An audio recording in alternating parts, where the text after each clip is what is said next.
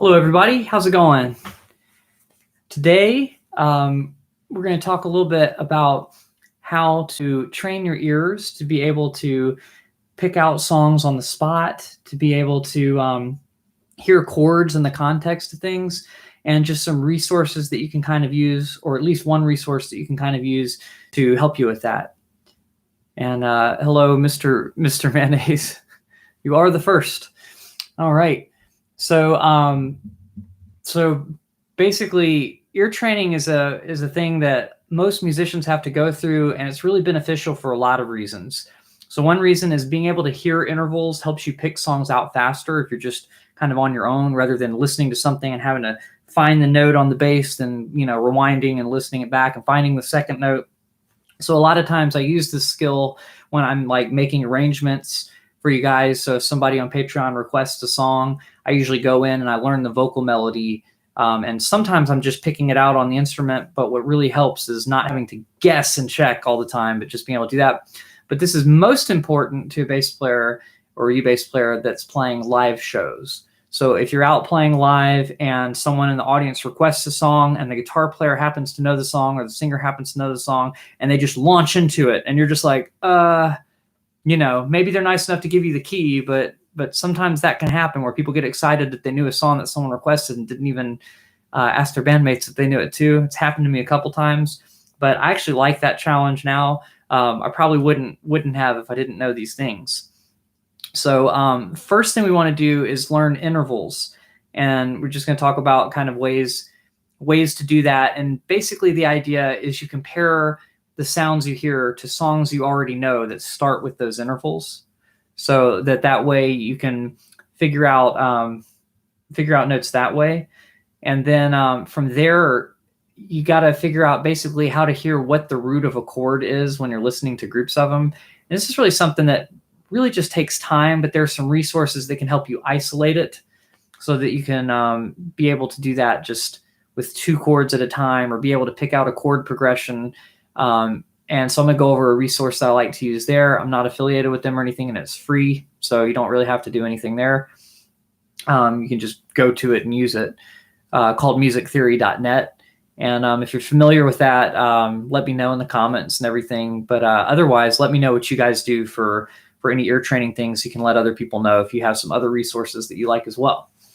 But it's really important for stuff like that. Obviously, if you're going to transcribe songs, it just makes the process quicker than having to, trial and error, guess and check as you're going through. And of course, some things are just going to be more obvious based on patterns. So like, for instance, if we played our major scale a whole bunch and we can tell that a song kind of sounds major, we can pick out songs within that. But we'll talk a little bit more about that. But first, we're just going to talk about the idea of an interval. So what is an interval? It's basically the distance between notes. So if you play one note and then you play another note, there's a distance between them, right? And so that was 2 frets away. We could call that a whole step, or we could call it a major second is another name for that. And then if we do just 1 fret away, that's a half step. It's also called a minor second. So if you're familiar with whole steps and half steps, we're going to start talking in terms of seconds and thirds and fourths and fifths and all that stuff.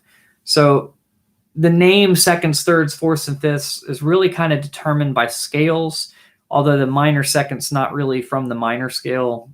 So that one's kind of weirdly named, but the other ones are literally the intervals that they would appear at in a scale. So if you say, I'll give you an example because that's kind of a confusing definition. But if you have a C, and we're playing like the C major scale, if we go from C to D, that's a major second. It's like going from the first note of the scale to the second note of a major scale. If you were going to play C and then go to E, that's going to be a third because you're going from the first note of a scale up to the third note of the scale. So it's that distance from a first note of a scale to whichever other note it is. So you have a major second, you have a major third, and we call this one a perfect fourth because it actually appears in the major and the minor scales. And it's interesting we call that. There's only one exception to this whole thing about it being named off of scales, and that's a minor second, which is kind of weird because it's not from the minor scale, but everything else works from the scales. So then we have a perfect fifth, because same thing, it's in the major and the minor scales. Then we have a major sixth, so that's from a C to an A, and the fifth was from a C to a G, by the way. But a C to an A, and you kind of hear how they sound further apart. If you were to try to sing it or hum it, you can kind of get that idea. Then we have a major seventh. And then we have an octave, which is just going from C to the next C up. So if you're not familiar with the notes of the C major scale and you don't really know the note names on here, just kind of memorize the major scale first. So we're just going to do C major. So this is going to be 3rd fret on the A string, 5th fret. Then on the D string, we're going to do 2nd, 3rd, 5th, 2nd fret, 3rd fret, 5th fret. And then on the G string, we'll do 2nd fret, 4th fret, and 5th fret. And then you could give each one of those a number once you have that pattern down. The first note is 1, the second note is 2, third note is 3, fourth note is 4, 5, 6, 7, 8. And if you're going from 1 to 2 and within that scale, then that's called a major second. 1 to 3. That's called a major third. 1 to 4, that's called a perfect fourth. 1 to 5, perfect fifth. 1 to 6, major sixth. 1 to 7th, it's called a major seventh. And then C to C, that's an octave. So now that we have the names of those major scale intervals, we need to talk about the minor intervals. And I would almost say, you could just say that they all come directly from the Phrygian mode, if you know modes. And then that way the minor second would make sense. But it doesn't really make sense to call it a minor second, but that's what they chose for it. So that's okay. But that would be using the minor scale instead of the major scale.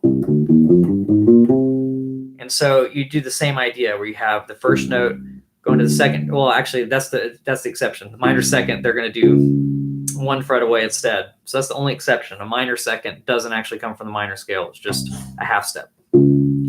Okay, and then the minor third goes from the first note of a minor scale to the third note of the minor scale. Perfect fourth is the same fourth from the major scale. That's why it's called a perfect fourth. It's in both of them. Perfect fifth is in both of them. A minor sixth is going to be from a C to like an A flat, if you know notes. A minor seventh will be from a C to a B flat, which is the 7th note of that minor scale. And then the octave's the same. So now we're just missing a few notes that aren't in the minor scale or the major scale. And one we already talked about, that's that one that we decided to call a minor second. That's cool, it's just a half step. Another one that's not in either of those two scales is called a tritone. And what that is a flatted fifth. You could also call it a sharp fourth. But basically, if you were on the 3rd fret of the A string and you went up to the 4th fret of the D string, that's the interval. And you can tell it kind of sounds dissonant if you were to play them together. Kind of suspenseful. So that's called a tritone. And I think that's it. I think we covered everything else. So we got minor second, minor third, perfect, major third, sorry, perfect fourth, tritone, fifth, minor sixth, major sixth, minor seventh, major seventh, then we're back to the octave. So we've now covered all the intervals. So now I wish I had a piece of paper to write these. You think I'd at some point take your advice, whoever's advice it was, if you're watching, and write these things on a board, but I have not written them on a board. But I don't have a board to write on or anything, or a giant tablet to write on or whatever. But let's see, what do I have? I have some random paper over here, but let me see if there's any that are blank without knocking over lights and stuff. Okay, so I've used this on previous lessons and videos, but basically, no pun intended. Let's see. Man, I've written on all of them. Okay. So I'm just going to fold this in half and kind of write things. So major and minor intervals, we're going to write a big M if it's major and a little m if it's minor. I'm just going to put them in order of how small the intervals are, how small the distance is between notes. So let's say our first one's going to be called a unison. That's the only one I didn't say. That's just playing the same note 2 times. So like C to C. You didn't change the octave. You didn't change anything. It's just the same note. Then you got your minor second, your major second, your minor third. Whoops. Help if I wrote that one lowercase. Make the uppercase ones better. Then you got your major third. Then you've got your perfect fourth. Then you have your tritone, which I'm going to write as TT. Okay. Then you have perfect fifth, minor sixth, major sixth. I'm about to run out of room here. Minor seventh and major seventh, which I had to cram in there. So hopefully you guys will be able to read this when I hold this up. I just ran out of room at the bottom. But that's basically our list of intervals. So a unison, then a minor second, major second is the big M, minor thirds the little, major thirds uppercase, perfect fourth is the P4, tritone is TT, perfect fifth is P5, little M6 is minor six, capital M6 is major six, minor seventh, and major seventh. So now you might be like, why do we have to go through all that just to be able to talk about ear training? Oh, hi, Haley. How's it going? So Haley's actually my cousin. She's a very brilliant writer, really awesome writer. Thanks for joining us. It's good to see you. But basically, we're just talking about intervals right now. So I'm sure she plays piano too. I'm sure she's familiar with all these intervals. But let's go through this. So with the unison, it pretty much just sounds like the same note. There's nothing crazy going on there, nothing to compare it to or anything. But with all these other ones, we can compare them to songs that we're kind of familiar with. So I learned this back in high school, and it's just really helped to be able to pick songs out pretty quickly. And mostly with this, it's picking melodies out, right? Because we're doing individual intervals, not thinking about chords at this point. Well, thanks for stopping in, Haley. If you have anything to add, I know you're an awesome musician, so you can add some stuff. If you have any ear training things, I'm about to tell them about musictheory.net and some other things. So if you have some other resources for ear training, that might be kind of cool for them too, for the other people on board. So a unison, like I said, it's the same note. A minor second sounds like the opening to Jaws. So if you're playing like the Jaws theme song, it sounds like that. That's literally a minor second. So if you hear something in a song, you hear two notes kind of isolated, and you go, that kind of sounds like Jaws, it's a minor second. So that's kind of what we're going to do with all these other intervals, is just compare them to something that we know. And then that way it's a lot easier to kind of like connect it just to familiarity. It's easier for your brain to remember it, and it's easier for you to kind of recognize things. But you have to be able to isolate the two notes sometimes, and that can be a little bit frustrating sometimes within a song. So we'll talk about like some things there, but this is kind of what I do. So Jaws for a minor second, Happy Birthday. If you're familiar with the song, I think everybody's familiar with it. There may be other songs that you want to use. If you know that the opening of a song uses a whole step, which is like one fret and then going up 2 frets from there. So if you played Happy Birthday, you can see that the first 2 notes of it, well, really I guess you repeat the first note. You have a unison first. You could also use Happy Birthday for unison, but then the next note that it changes to is a second. So that's a major second. So Happy Birthday for the major second. Then minor third, there's a lot of songs you could use. The one that I learned it with was the lullaby, just the what was it? It'd help if I knew it. Should be using my ear training with my memory to be able to pick that out after forgetting it. But I use lullaby. You could also use, let's see, what's that? Beverly Hills Cop or something. You could use a lot of different things. Trying to think of some other ones.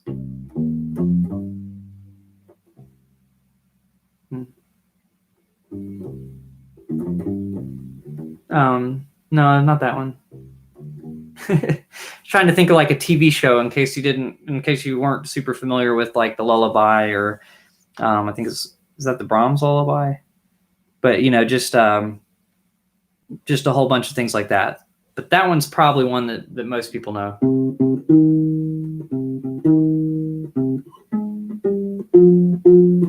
Right? So that's what I would use for that one, is Lullaby. And then you have a major third. A lot of times, that one I just think of an arpeggio with. But since we're bass players, we actually have a lot of good examples for major third. You could also do "Oh When the Saints" is a good one if you just want a melody line that it reminds you of. It's like going, "Oh when the Saints." I'll do it off of C since we were doing everything off of C earlier. So that's root, third, fourth, fifth.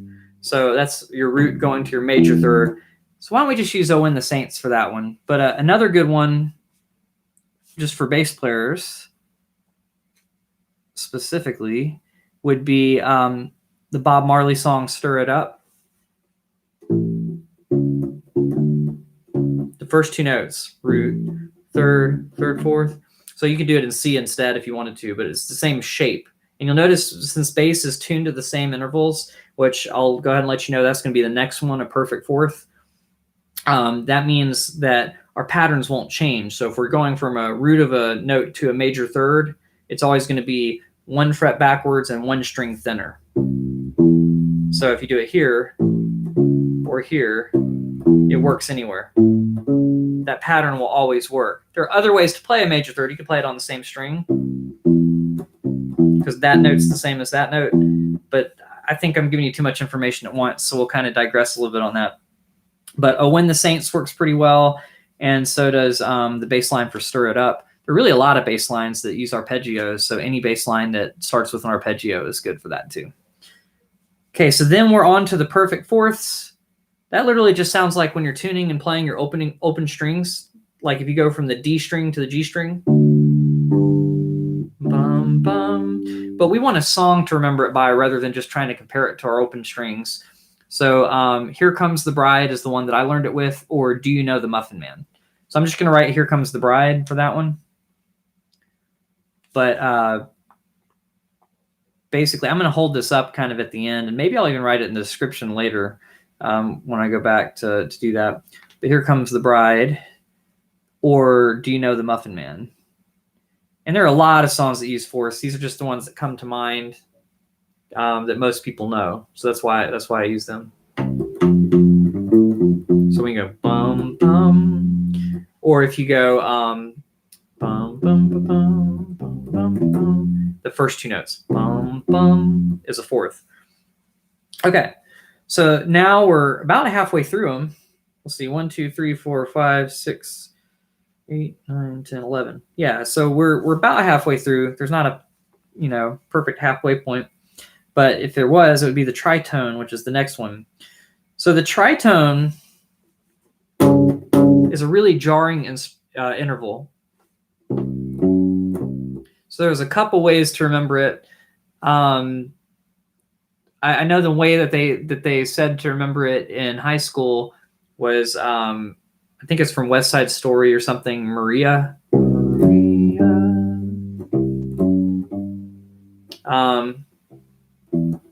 You could also, I was trying to think if you could use The Simpsons, but that might confuse you because there's a major third before that note. Another thing you could use is like the intro to Purple Haze. It's kind of like it hits a root and then it hits the tritone with the root. So if you just hear the motion, it's going bum, bum, bum, bum. That's a good way to remember it too. I might have to write both of those for that since people don't always know the song Maria. And I'm going to say, or what's it called? Purple Haze. For bass players, a good way to remember that one, if you're not familiar with Rush, you should be as bass players, but I know you bass a lot of times we're playing along with ukulele players and you probably wouldn't play Rush tunes, but maybe you've listened to them. They have a song called YYZ, and that starts with a tritone, just going back and forth between two notes.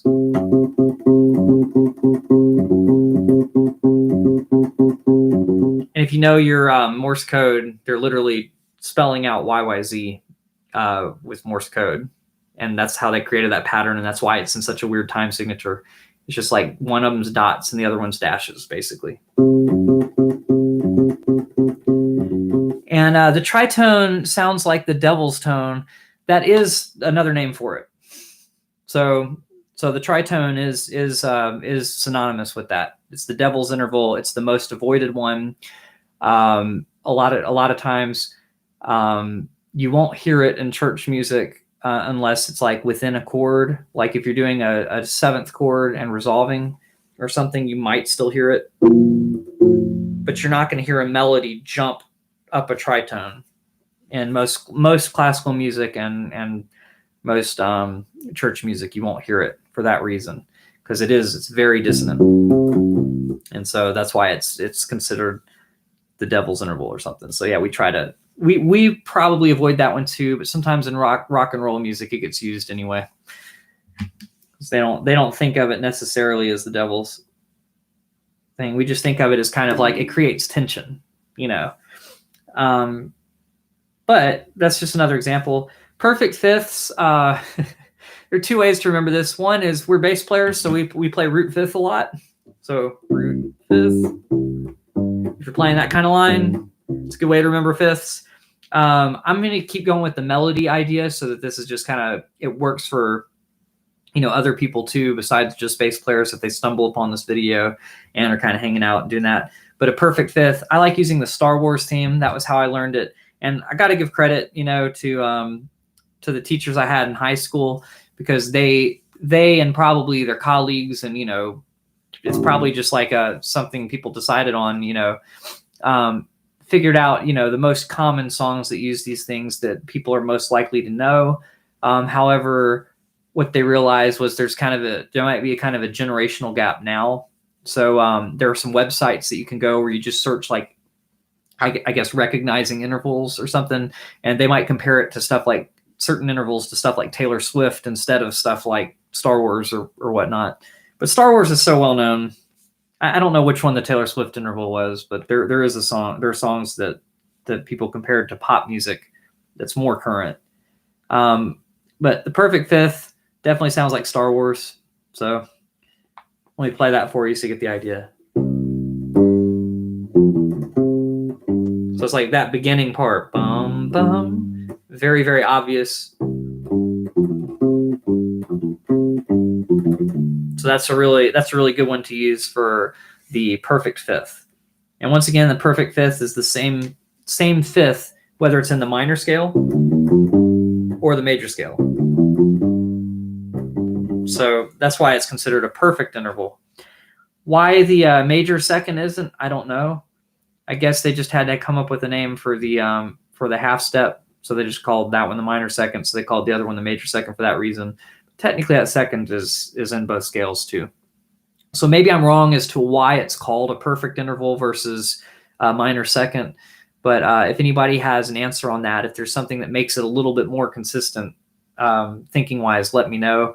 I almost feel like it was just like we don't have another name for it kind of thing, and that may be the case, or it may be that there is a minor mode that uses that half step, and that's the Phrygian mode. So maybe that's why. But either way, that's kind of an interesting thing. So the minor six is next, and I guess we should probably review the ones we've gone over. We've gone over a lot of them. So here's my list. If you can read my chicken scratch, hopefully you can. The minor second, the Jaws theme. Major second, Happy Birthday. Minor third, Lullaby. Major third, Oh In the Saints, or Stir It Up, but I only wrote Oh In the Saints on here. Perfect fourth, Here Comes the Bride. It could also be Do You Know the Muffin Man? So this is something you can come back to later, you know, if you need to take a screenshot of it or whatnot, if you can actually read my handwriting. Otherwise, just maybe timestamp this mark in the video or something, or maybe I will. And then a tritone, that's what TT stands for. That's going to be that Maria or Purple Haze. So that's a good one for that. And then Star Wars is the major fifth. Of course, we could also just think of, you know, root fifth bass lines, but really when you're going up to them, because when we're going down to them, it's more like a descending fourth. So that's confusing. That's for another time. We're just talking about ascending intervals, which means starting with the lowest pitched one and going to the higher one. So for now, we'll just stick with that and not get too confusing. So a minor sixth.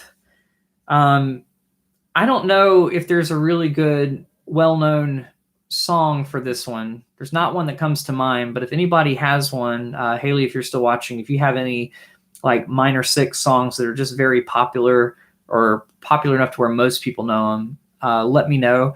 The one that comes to mind for me and the one that helped me learn these back in high school was the Usher song, Yeah. And it's not the first one because it actually starts with a fifth, just like the Star Wars, but it goes root fifth, root sixth, and then minor sixth, root sixth, root fifth. So it's kind of like if I just think about the second half of that, then I can remember that that's a minor sixth. So that's the Usher song, Yeah, which it literally repeats that throughout like the entire song. I think it's a synthesizer that's playing it or something, but it just literally does that throughout the entire song. Okay, so then we have the major sixth up next. The way that I remember the major sixth is the NBC theme. NBC. So if you're familiar with like the network television channel NBC, sometimes they still use that as their thing. Although now they never speak it out loud. They just use it as the tones. But there are probably some other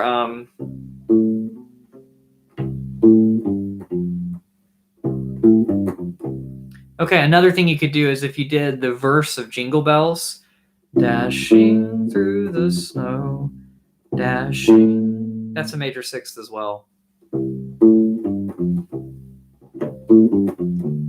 So the dashing in Jingle Bells. So I'm going to write Jingle Bells. I'm going to write NBC. I like NBC better. But everybody knows Jingle Bells. And I'm going to write or dashing in Jingle Bells. Although that's going to make this really hard to read later. Okay, so after the major sixth, we have a minor seventh. That one is really, really hard to come up with one. So I'm going to come up with two because most people I talk to, they aren't musical theater, related, so they don't really know. But it's I can't remember if it's called Somewhere or it's another West Side Story thing. But there's a part, the line that goes, "There's a place." So minor sixth. That's how I learned it, and I didn't know the song. I still don't really know the song that well. So I used that anyway because it was good enough to work for me. But we have some other ones being bass players because really going from the root to the seventh happens a lot. Root to the minor seventh. A good example is the Red Hot Chili Peppers' Can't Stop.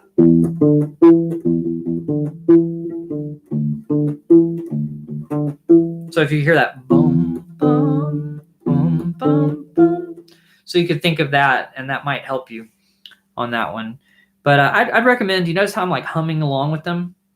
I'm trying to connect them to something other than just the instrument and my fingers and just kind of internalize these sounds and internalize the distance between these intervals. So to me, that's a great thing to do too. Even if you're not a singer, just practice matching the pitch. And obviously I'm doing it up the octave, maybe even up 2 octaves. Boom, boom, boom, boom. Just so you can hear it up a little bit higher. And I know I might be a little bit wavery, and that's not really the point. The point is just getting that pitch identified kind of internally in some way. That really helps. So that's the minor seventh. So I'm just going to write Can't Stop for that one, because I think that one's a better use for bass players. But there's that West Side Story song that has the "There's a Place." Okay.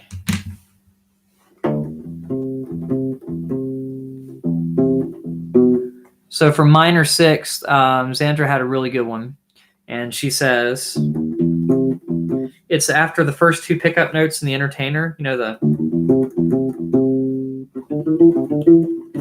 know, boom, boom, boom, that when you go from that third note into the octave there, that's actually a good minor sixth one, right? So I'm trying to think if I can do it in this key. But that is a really good one if you can just kind of, in your head, just leave out the first two quick notes and just go from the one that happens right before the giant jump to that giant jump. And that one is a really good one for a minor sixth.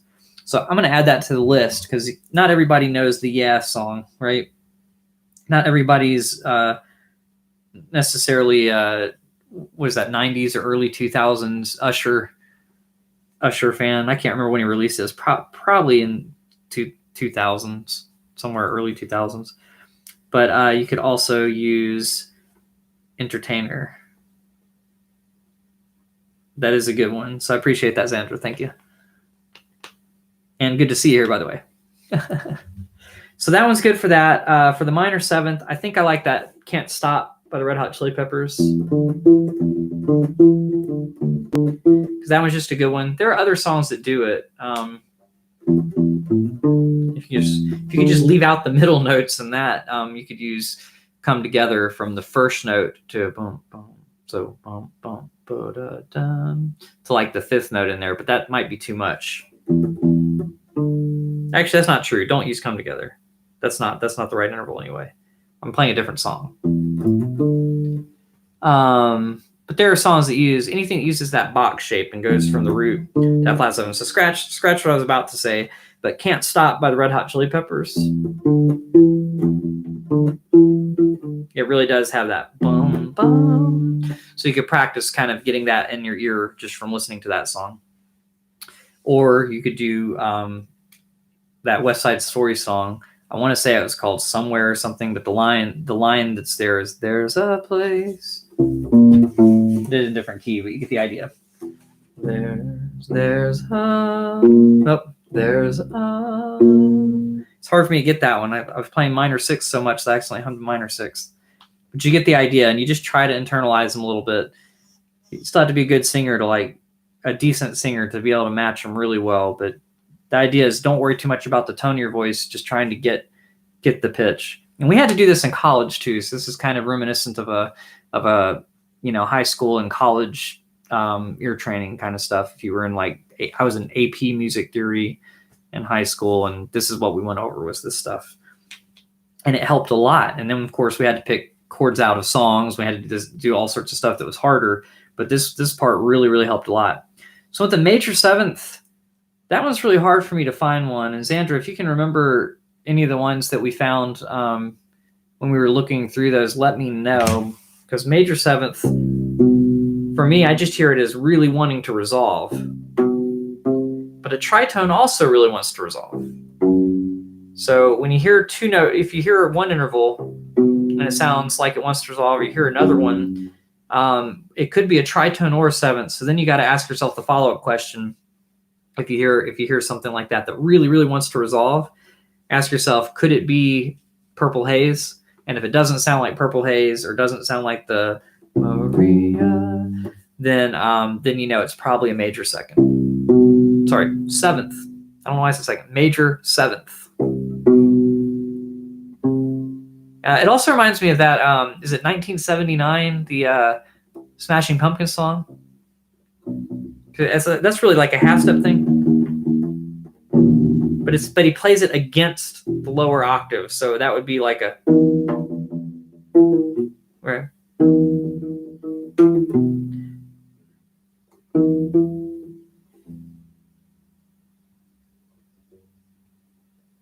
Okay, so we got a couple people saying "Take on Me." Which is it actually on the chorus?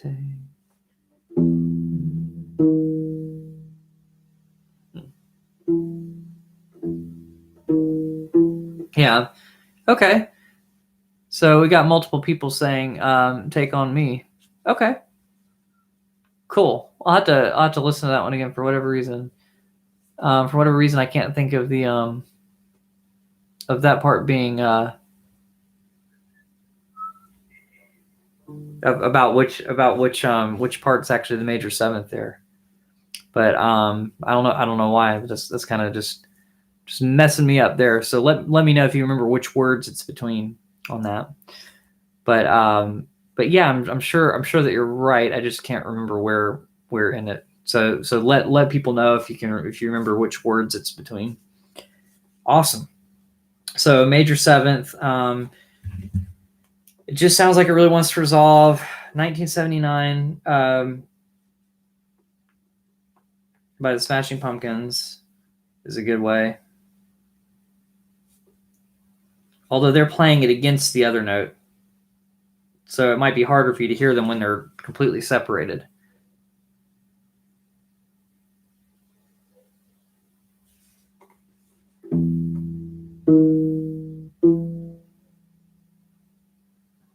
For some reason, that doesn't sound right on the...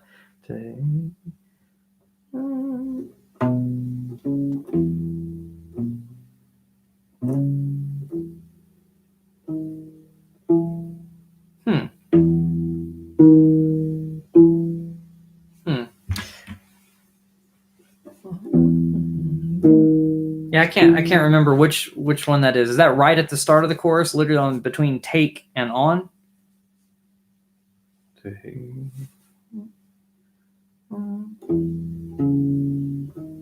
Maybe. Yeah, for whatever reason I can't hear that right now. I have to go listen to the song to hear it. But yeah, you guys can use that one if you can figure out where it's at in there. That's a good one. Cool. So now we have this. So I'm just gonna go through them real quick since that's really, really hard to read. My handwriting is not the easiest to read, so I'll go through it slowly. Up top, a unison. We don't really need to go over unison. It's the same note. If you hear a note and then you hear another note and they're the same note, that's unison. Minor second, we've got the Jaws theme. Major second, Happy Birthday. Minor third, Lullaby, like the Brahms Lullaby. There are other ways to remember that one too. Beverly Hills Cop starts with a minor third as well. Some other things. Major third, Oh When the Saints, or the Stir It Up bass line also starts with the major third. Perfect fourth, Here Comes the Bride. I like using Do You Know the Muffin Man, but I only had enough room to write one of them. Tritone, you could either do Maria, or you could do Purple Haze. Right, so you can hear that in there. Or you could also do YYZ by Rush, if you know the intro to that, the very beginning.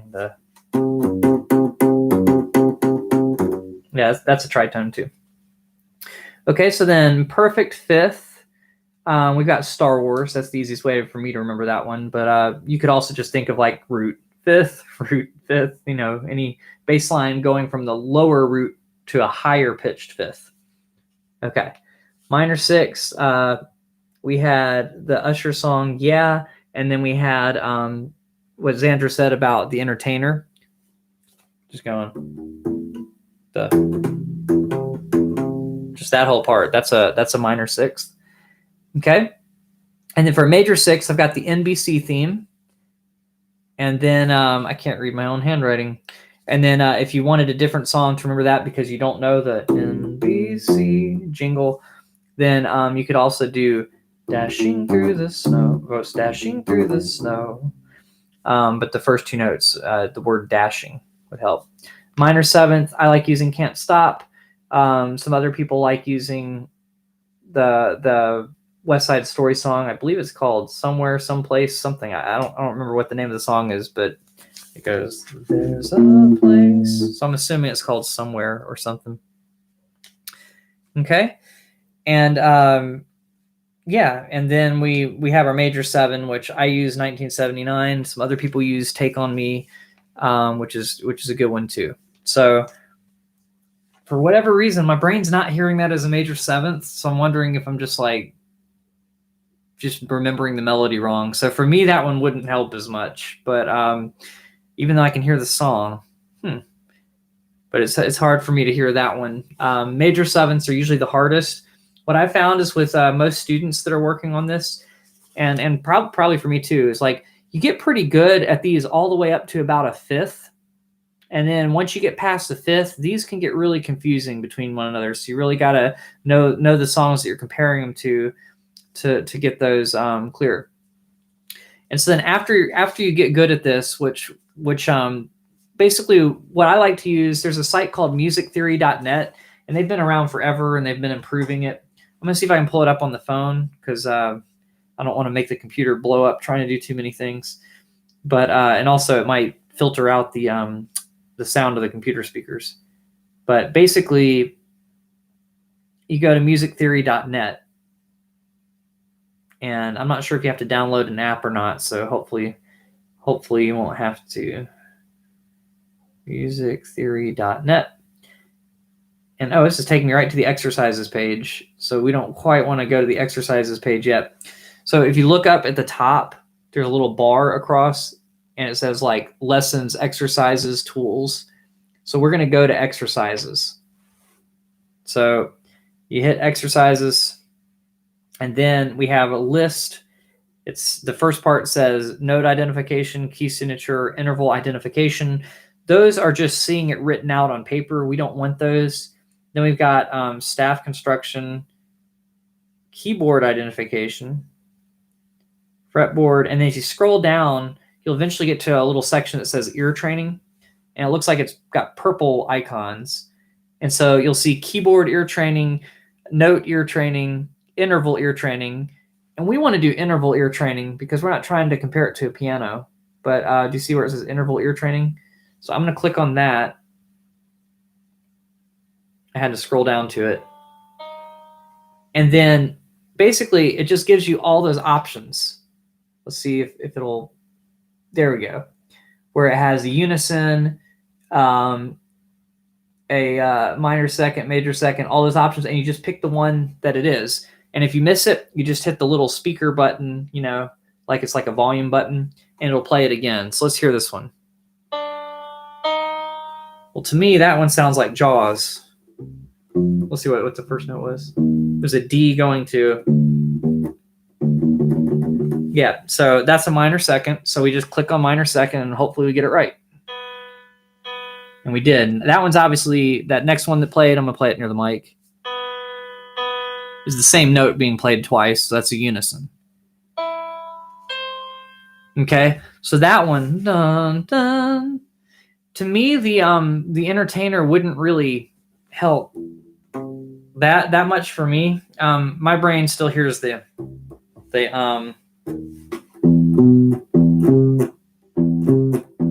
minor for the minor six, but that one is a minor six. So that one to me, what does that one sound like to you? Maybe I should let you guys answer in the comments before I just tell you what it is. Let me play it again so you can hear it. All right. So somebody answer what you think that one is. I think some people are probably pretty good at it, so it should be pretty easy. But yeah, go ahead and answer. Why not? Good job, Jim. You're right. Sounds like lullaby. It's a minor third. Awesome. So we've got that. And so you just keep going through and you do that. And then the next step is you can kind of go to these little controls in the corner up here. And I think it's the one that's like a wheel that has settings. It lets you pick intervals and it gives you like other things. So you can check the ones that you don't want it to play, or, you can remove the check mark by them and select the ones that you want to do it. So if you want to practice on just, intervals bigger than a fifth, just take out minor second, minor third, major third, perfect fourth, tritone, and perfect fifth. Sometimes I think it's good to like leave the ones in that are hard. So leave a tritone in, minor sixth, minor seventh, major sixth, and major seventh. I don't know why I said them out of order, but you've got the idea. So cool. That's good. That's good that you got the F sharp and A. That's awesome. Okay. So you can go through and you can take away the intervals that you don't want. It gives you some other options. It says play mode ascending. So someone was talking about descending intervals really recently. Was it April? Downward intervals. Here we'd call them descending. But basically, the way they show it is they show the way they would look on the staff. So you see it's selected right now. The first note's lower than the second note. Well, if we wanted descending, we'd just pick the next one down and then uncheck the first one. We can leave them both checked if we want both, but we could just uncheck it if we want to practice those. So that's pretty cool too. And so once we have that, it'll start playing things backwards. Dun, dun. Does sound like the same note to me. I'm going to say that that's an octave starting on the higher octave. Let's see. Wait, let me hear it again and see if that was right. Oh, wow. I couldn't even hear it. That was actually a major seventh going backwards. I thought it was an octave, but when I heard it a little closer. So what I usually do is in my brain, I take first note down an octave in my head. So if you have trouble with descending ones, you can add an extra step to kind of get there. But you take the first note down an octave and then compare it to the second note, and then it'll sound like the ascending. Well, it'll sound like the opposite of these. So, okay, so this is confusing. Every interval has an inverse, right? So if you were to line these intervals up kind of backwards, I say every one, but the tritone inverse is still a tritone. But basically, if you go up a fifth, that's so confusing to say. I don't know. Let me just demonstrate on the bass. So like if you're playing these, so for instance, that one was right going from a B to a C. What I would do is I would hear it down the octave first, and then I hear it. Then in my head, I'd hear it going boom, boom. I go, oh, that's a minor second. So the inverse of a minor second is actually a major seventh. So the reason that happens is like take an octave and it's almost like you're subtracting instead of adding. So if you were adding from the low note to the high note, it ends up being a major seventh away. But if you're like subtracting down, it would be a minor second away. So for me, I find the inverse in my head first and then flip that around. If that's too hard for you to do in your head, you're just going to have to come up with a whole new set of songs for descending ones, which you can totally do, right? So let's just do this. So if you're doing a descending minor second, right? And let me just do something real quick. So if you're doing a descending minor second, I would think something like for release, right?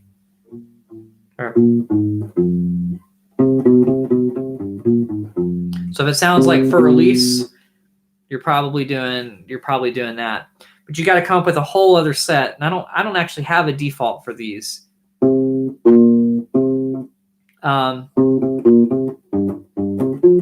But I would probably use Funky Town for the descending major second. Okay, and then you could for a descending minor third.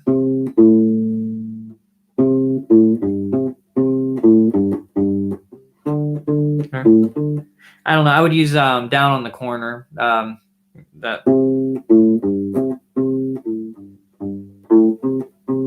whole thing, or just any of those Motown lines. So I would think of that as a descending minor third, which is an ascending major sixth. So there's a lot of stuff we can go through, but as a bass player, all these examples that I'll come up with there would probably be stuff like that. So then we've got a descending major third. That's a doorbell. Ding dong, right? So that's pretty easy. A descending fourth. That could be a root fifth line, but backwards. So it's like you're descending a fourth, but if you were ascending, it would be a fifth. That's that inverted thing. So it might be easier just to think of it as what's it called? Since we're mostly bass players here, Under Pressure or Ice Ice Baby, whichever one you want to do. Right? So that was Under Pressure. Ice Ice Baby has one extra note. That's how it's different, right? Then the tritone, we could keep going with bass lines. Like I said, that's the same ascending or descending. So that one's like YYZ.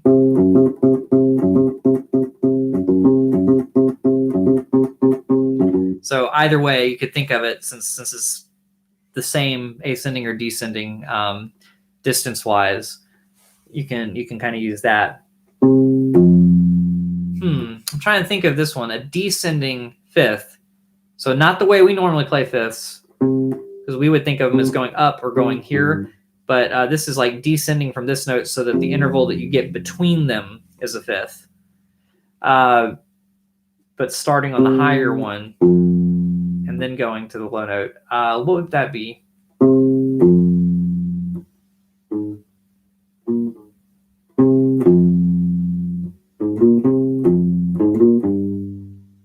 Is that Game of Thrones? It reminds me more of the Song of Time from what's it called? From a Legend of Zelda video game. How about My Girl? So what is that? That's a descending fifth. So you could use that for My Girl for a perfect fifth descending. And I'm sure there's a ton of songs.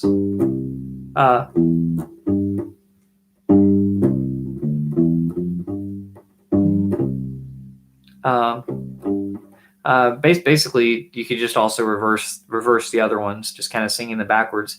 But I'm really doing this mainly because April pointed out that yes, they are harder. So that is a good thing to have a song for each one. I'm not going to write these out, but you may want to go back to this just to kind of figure that out. But yeah, you could think of the My Girl bass line right at the beginning.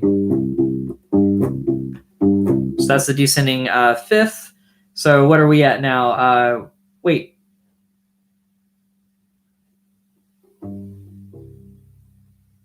Now I'm confused. Okay. So we did that one. I see why I'm confusing myself. Okay, then we got a descending minor sixth. And that one, you could use Crazy Train for both of them really, but it ascends and then descends. So you still end up in both those songs hearing it backwards as well. So that might help a little bit too. So any one of those songs, the Usher song, yeah, Crazy Train, those might help with the descending minor sixth. Okay.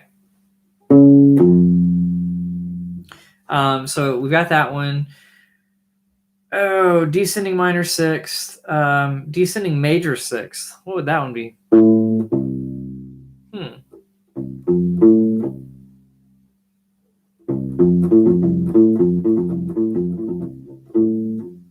No, that's all ascending.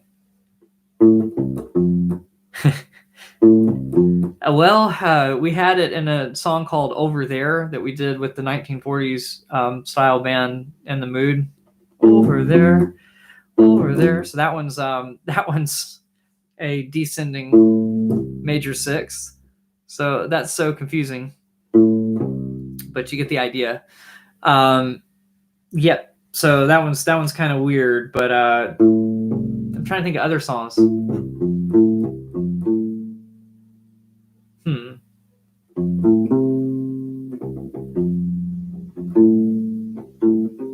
I don't know. I don't know one that skips from. I guess when you cycle around, you end up with coming back around. So if you can isolate that within that pattern, then that kind of helps. What's that song called? It's all like military sounding stuff.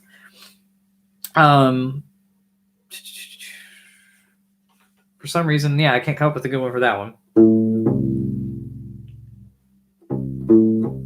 But yeah, so that one might be kind of tricky on the descending intervals. It might take a while to come up with that, but we can probably find something for it. If you look online and look for intervals, you can find songs that are like descending intervals. Just Google stuff of that nature, and you'll probably come up with something. Yes, those. Thanks, because I get those kind of confused, but it's the same idea. It's those notes, right? But yeah, I get those two confused. So look at what Jim and Aiden posted. Those are the two songs I was talking about, but they have both those intervals in there, so you can just kind of reverse them or do the over there thing. Okay, so that's the descending sixth. A descending minor seventh. That one's tricky. I don't know where we would hear that the most. So minor seventh's the same as a major second. So let me think if there's no, it doesn't happen in that one.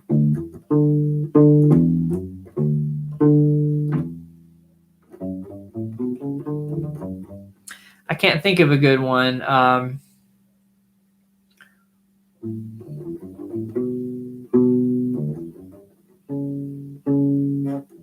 No, it doesn't do it there. Okay, I tried. Let's see.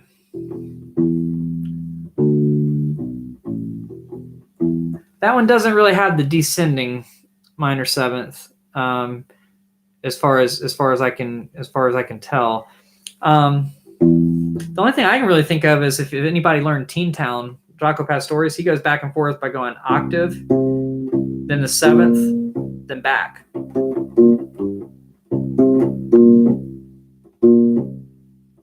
And that's the only thing that's coming to mind right now.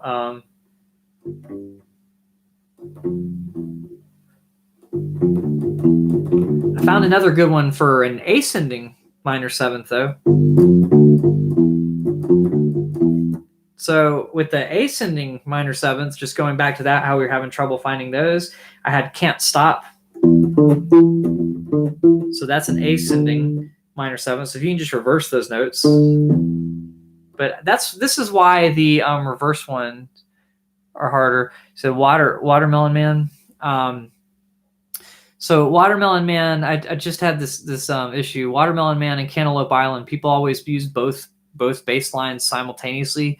So I don't even know what the original bass line does. But I'm just trying to find one where it's the notes back to back. So Cult of Personality would be good for an ascending minor seventh, but a descending minor seventh, that's all I can really think of is Teen Town. There are probably more. There are probably a lot more. Just none are coming to mind. So keep trying on that one. If y'all can come up with one that I'm just like, my brain is just forgetting. I almost think there'd be something like.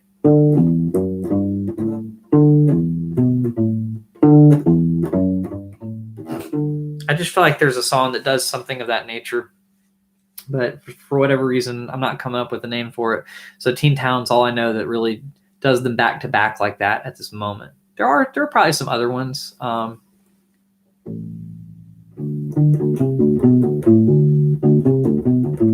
the problem is they have the other notes back to back with them. If you know Thunderstruck, it's going between the notes and the open string, so you do end up with the second pairing of notes getting a descending minor sevenths. But that one might be kind of hard to remember, and that one's not really as straightforward. And then we got a descending major seventh.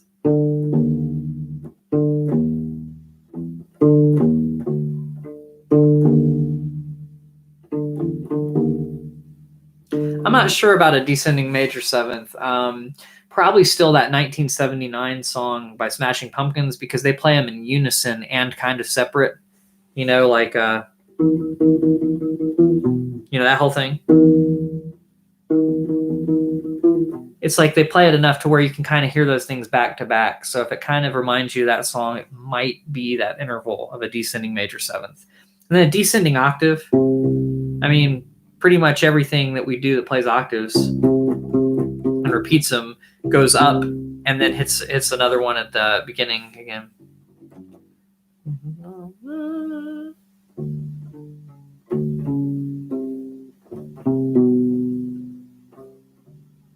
But we're still looking for descending ones.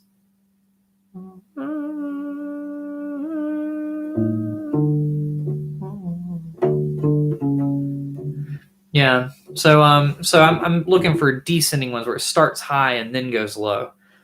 But descending major seventh's kind of trickier to remember. So I think 1979 might be kind of helpful because you can almost hear it back to back. So if it kind of reminds you of that song, it might help a little bit. Yep. So that's the reason why I think descending ones are harder, is there are less songs to really compare them to. And if I were to go through these, I'd probably miss more descending ones. Let's see what happens. The other thing is you can just reverse it. You just hum the low one first and then hum the high one in your head. And you go, okay, that was a descending fifth. That sounds like a tritone to me.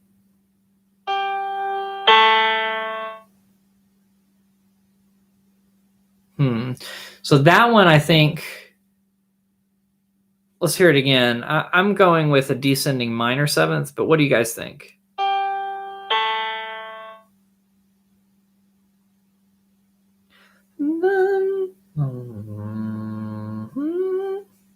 I'm going to go with a descending minor seventh, but honestly, I'm not positive on that one. It was right. Okay, what about this one? If you reverse them, it kind of reminds me of Here Comes the Bride. So I'm going to go with it's a descending fourth. If I, in my head, hum the low one first and then hum the high one. So let's see if that was a perfect fourth descending. It goes green if you get it right. Yes, that was right. I'm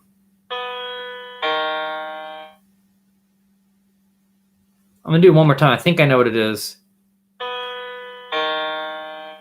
Okay, so I heard at that time, that one's a descending minor sixth.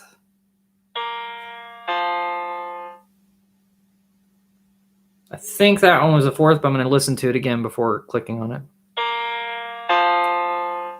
Dun, dun. So if we reverse them, dun, dun, dun, dun, dun, dun, dun, dun. Sounds like Here Comes the Bride. Hopefully I'm right. Yes. So that one to me, that reminds me of dun, dun, dun, dun, dun, dun, My Girl bass line. So that one's a descending fifth. So this one was a B flat going to an E flat here. So that one's just going to be a descending perfect fifth. Dun, dun.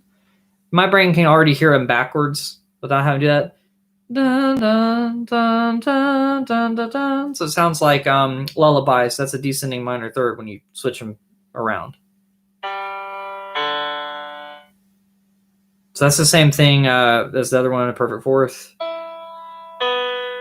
Gosh, they're doing a lot of perfect fourths, but you get the idea. So sorry, that's probably gets annoying on a live stream. Somebody just goes and basically takes a test, but you get the idea. It's a very, very cool app to have. And so you can use all that to basically be able to pick things out. So what this would help with is, like, after a while, you'll hear these intervals really well. Your brain might start to realize when they're all within the same scale. So if you realize you have a whole bunch of major intervals when you're playing along, you might be like, oh, okay, if your brain kind of memorizes what the root of the song is, you could either do one of two things. If with a bass line, you could compare each note to the root of the key that you're in, or you could compare each note to the previous note before it and decide, oh, is this a major second or a minor second? To me, it's a lot easier to compare them to the root of the key. Just kind of have that note as a drone in your head. So like if you're playing a C major scale and you kind of hear that all the intervals are coming from that scale, you can hear everything against that note. Bum. Okay, well, that was the seventh. Bum. And you can kind of hear those. And so when you do that, you can start to hear scalar patterns in a row rather than thinking about each individual interval, which at first, if you're trying to pick a song out from one interval to the next, then that interval to the next, I think it would drive you crazy after a while. But you can get pretty good at this. And I use this a lot of time with the wedding band when I have to learn a lot of songs at once. Sometimes I won't even pick up the instrument.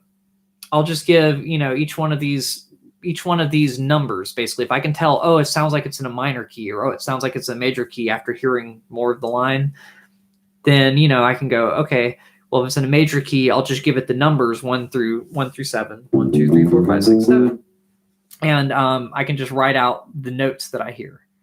So if I hear a line that goes 1, 1, 6, 5, 1, then I'm not thinking, C descending a minor third. Okay, A going down. Okay, so that sounds like happy birthday, reversed. So that's a major second going down. It's a lot harder to think in that way from one interval to another within a bass line than it is to think of them in an overarching key. But I think when you practice these intervals, you'll start to hear which ones are major and which ones are minor. And so then when you listen to something, you'll be like, oh, this is mostly major intervals compared to the root.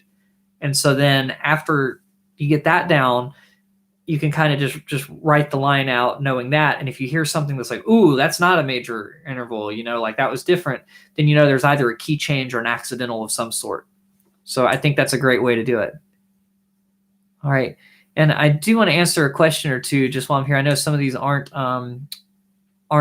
ear training related, but really quickly, Nolan had a question. If you're still here, you say you just got a Hadean U-bass. I know Hadean. I'm still going with Hadean for now. And you're wondering to put some metal strings on it. If you're going to put metal strings on any of the U-basses, get the ones that are made for U-basses. Don't try putting full-scale electric strings on there. It just won't work very well. You might get lucky and it might not break it. But to me, I wouldn't want to mess with it. And you might get lucky and the intonation might not be super wonky and weird. But most of the time, if they're not designed for the instrument, they probably won't work as well as strings designed for the instrument. So Nolan, if I were you, I would, first of all, this is dependent on, do you have an electric model or a solid body model, or do you have an acoustic model? If it's the acoustic model, then the metal strings should work on it. I've heard of other people doing it. I haven't done that, but I've heard of people doing it and it works just fine. If you know somebody that's tried putting metal strings like the round wounds or the flat wounds on the Hadean and it hasn't worked, please correct me here. But I think I've heard of a lot of people doing that in the U-Bass Freaks Facebook group. And sometimes these kinds of questions are better to ask there because you'll be talking directly to the people that have tried these things. But I think that's a good one there. Okay, so since this is an ear training related question, I'm going to skip over the other one and come back to it. Musictheory.net. There you go to the exercises. You scroll down till you get to the ear training section underneath that, and then you find the interval ear training. So that's the one there, and then you can also do the intervals played at the same time. So that's the next step after everything I was just saying, is really being able to identify those intervals when they're played as a chord. So instead of being played individually, like they would play them at the same time, like.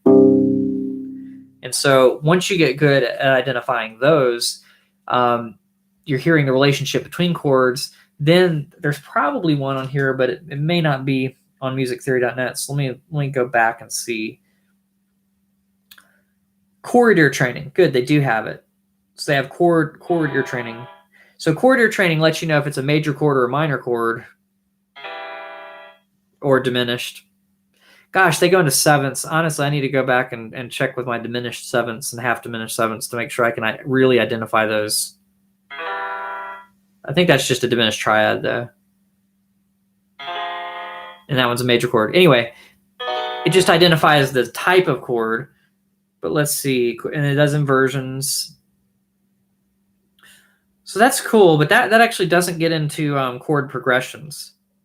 But basically what I do for chord progressions as I get that idea of being able to hear major chords versus minor chords, and then I get the idea of being able to find the root within the chord, either by hearing what the bass player is doing or just knowing the intervals within the chord, you can figure out, it's a little trickier, and I think it's a little complex for this, but you might be able to do this without thinking too much about it and just be able to understand.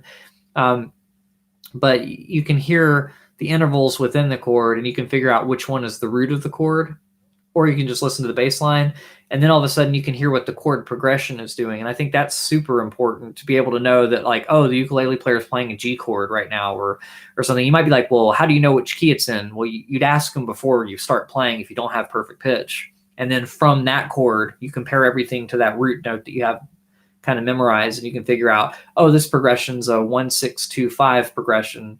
once you get to that point. But start with intervals and then build up to where you can do intervals played at the same time, then build up to where you can hear chords and be able to distinguish major, minor, diminished and augmented triads. And, from there, seventh chords, being able to tell if it's a major seventh chord, a minor seventh chord, or a dominant seventh chord. And, if you get into harder music, you want to add to that and be able to do diminished and half diminished and, all those different seventh chords like that. And then you may want to hear what a ninth chord sounds like and all these other things, but do it one step at a time. So intervals ascending, intervals descending, intervals at the same time, then build up to chords, and you can do that all on musictheory.net up to that point. And so I think that's a great place to start for you guys.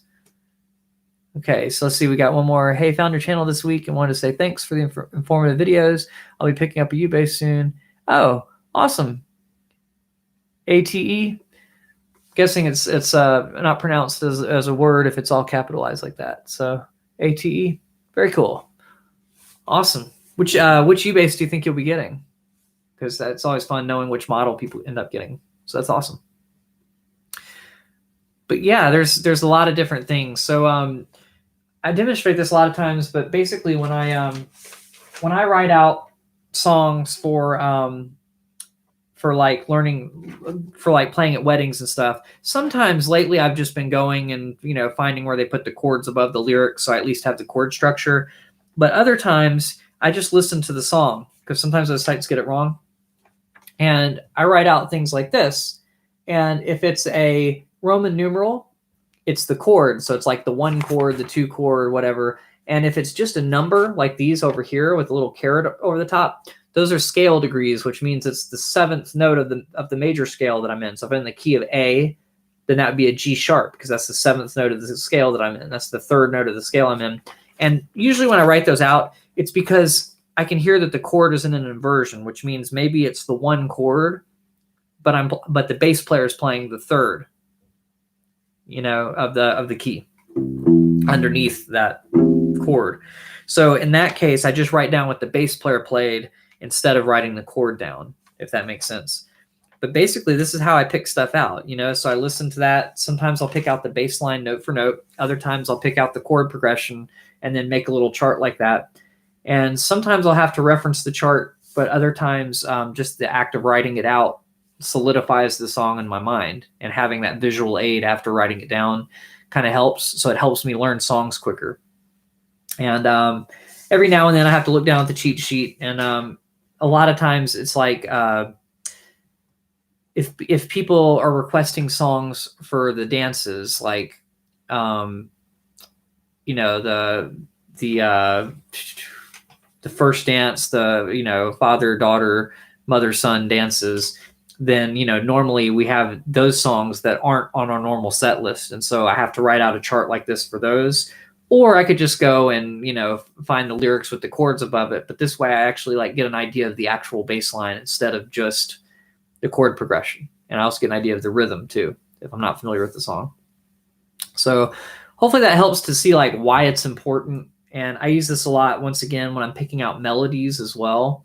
So if somebody is singing a vocal melody, I can pick these intervals out from what they're doing and then apply that to bass, even though it wasn't initially a bass line, if that makes sense. So AT is looking at U-basses made by Kala. Very cool. So there are lots of different ones. Obviously, I've got a couple of Kalas, 3 really. I have the exotic mahogany one, I have the journeyman, and I have the wanderer back there. And I like all of those. I've gotten to play on the bamboo model. That was a lot of fun too. And the nomad is a lot like the wanderer, but it has a different thickness to the neck. I want to do a video comparing that one to the wanderer, just so that people know the differences. And also the one that I played on had a higher string height, which I think the wanderers had some issues with the strings being a little too low and buzzing on certain frets. So I think that was their response to that, was creating the nomad so that you have the strings a little bit higher off the neck. So the one that I played had absolutely no buzz from the neck. You might get buzz if you play in the wrong place, but if you just check the frets and go all the way up the neck, there were no buzzes just due to the strings being too low or anything like that. So I think that was probably why, was they're probably just correcting that issue. But yeah, so those are pretty good. Sometimes having the higher string height might cause a little bit more discrepancy on the intonation. It might go a little sharp or a little bit flat, and you have to figure out where you have to play within the fret to just get it just right. Whereas when it's closer to the neck, you're more likely to be a little bit more accurate. Although still, once you get high up on the neck, the intonation gets a little bit weird, which can mess with your ear training stuff, by the way. I'll tie it back into this. But does anybody have any questions about ear training? Did all this make sense? Is there any part that you guys wanted me to repeat? Or do you want me to show the order of the intervals again and kind of go through them? That's kind of the idea there. So if you want to, you could screenshot it and then try to decipher my chicken scratch. But that's the list of ascending intervals. Whoops. Gonna hold that together so reading through the page doesn't mess y'all up. There we go. But yeah. Any questions about anything else? I want to thank you guys for hanging out tonight. Once again, if you do have a question, if you end up typing it too late for me to respond to it here, just type it as a comment, on the playback and everything, and I can respond to you guys that way as well. I appreciate the support, and I hope you guys are getting a little bit of this ear training in, because it'll really help you as a player. If you can hear the intervals, then you can also hear when there are mistakes on tabs that you find on the internet, which every tab that not every tab, but most of the tabs I come across have at least one mistake. And that's probably true of mine as well. I think somebody pointed one out earlier today that I had a melody note wrong in one of the songs that I did. I think it was Norwegian Wood. So because of that, being able to hear these intervals might really help you be able to, just fix mistakes from other people, just be able to pick out songs for yourself and learn a lot of songs quicker, or be able to organize them in your brain to where you can remember them better. So those are the reasons that I like doing the ear training stuff. But if you go too far down this rabbit hole and you start, giving all these things numbers, it's almost like, at first I thought it was like a superpower. It feels like the Matrix, you see everything in numbers, and like it's almost like you're seeing the code behind it, right? You're seeing, oh, I'm hearing the root going to the fifth, going to the sixth, okay, and all this other stuff, and then I learned how to work on the rhythms too. You want to do this stuff with rhythms too. So what we did in college was we'd have to listen to rhythms and then write down what they were. And, maybe they'd give you a count off so you'd know what tempo the rhythm was at. And then it would jump into it, and you just have to literally write the notes on the paper. Just, you're not worried about so there was melodic dictation, and then there was rhythmic dictation. The rhythm part would take the melody out. So you just hear someone tap a rhythm, and then you'd have to notate it. But with the melodic dictation, you'd have to get those intervals right and get the rhythm right. And that's like transcribing a song. If you listen to a song and you're trying to figure out the bass line, it's literally like going through and doing that, but without having your bass available. So just some stuff to keep in mind, ways you can test yourself to see if this stuff is sinking in or not. But thank you guys so much for hanging out, and I will see you guys next Tuesday for another video, and then next Thursday for another live stream. So have a good one.